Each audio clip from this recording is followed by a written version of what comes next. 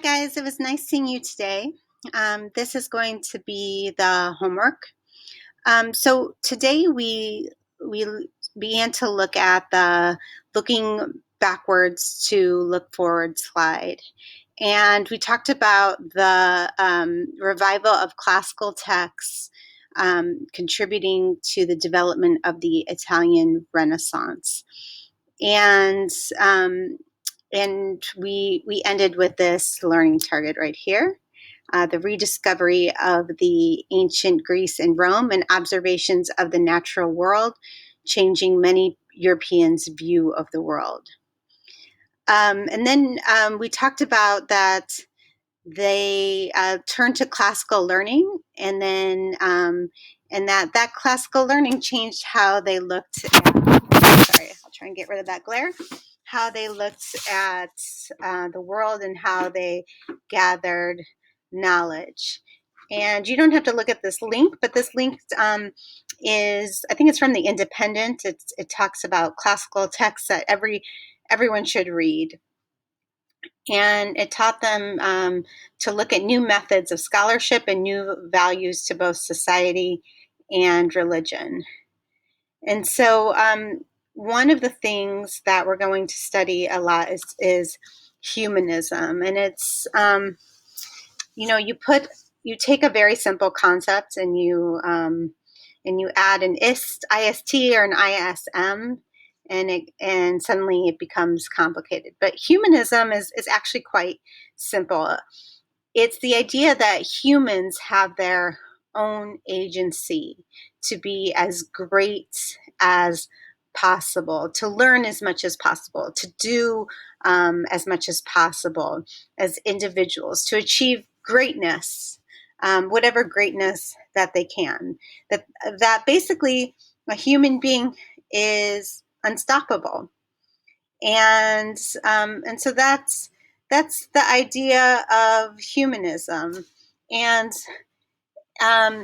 is humanism anti-religion? Well, that's something I'm going to let you decide as you study, as you continue to study. But one of the first humanists was someone named Petrarch, and so I'm going to have you read a primary source of his. And if you forgot, primary sources are sources written by the author, not written by a textbook author. And it's an excerpt. And humanism promoted looking at classical literature and looking at,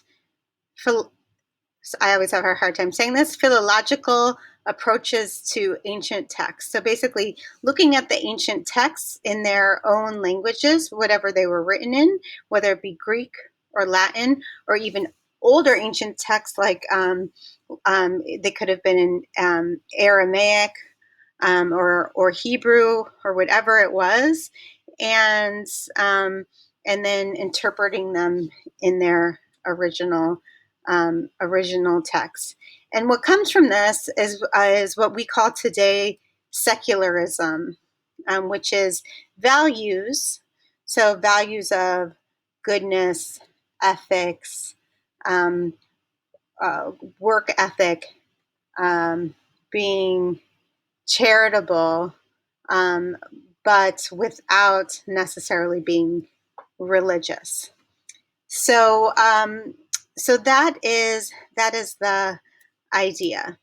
So what you're going to do is you're going to look at this source by Petrarch, and it isn't easy. There might be some vocabulary that is difficult. Just kind of work through it. You can do it. And then what you're going to do is you're going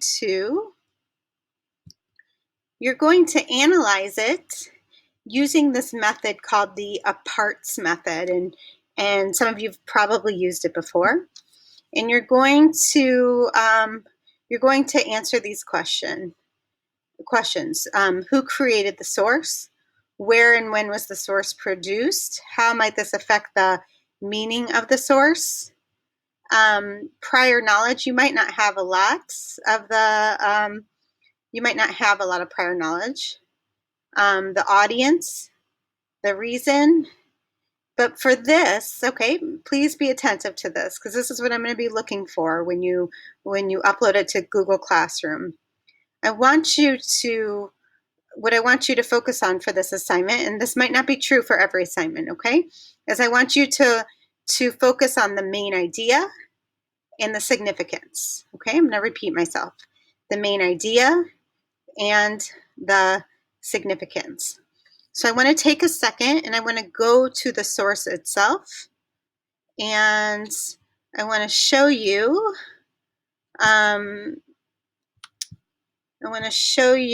kind of explain to you the source a bit, because otherwise it will make no sense to you. One second.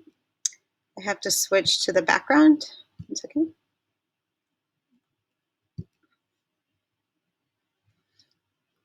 Okay, so basically, Petrarch wrote to, these are like letters that he wrote to, here is what it says. He was a great letter writer and wrote some odd letters to dead figures of the past. Okay, so here he wrote to posterity. So I want you'll have to look up, what is posterity? He wrote to someone named Boccaccio. So you'll have to look up Boccaccio. He wrote to Cicero. So who is Cicero? He wrote two. Okay, so this is the kind of assignment that I'm happy if you want to work with a partner on it. A partner, you can work with two partners, okay? But you need to say who you worked with, okay? And please make sure that everyone does some work on it. Otherwise, what's the point, right, guys? All right, good luck. And let me know if you have any questions. This is on the shorter side of a homework assignment, and I will not be going, I will not be going back over this material. Like, this is your learning of the material, and I will be moving on. Okay? Have a great day. Bye.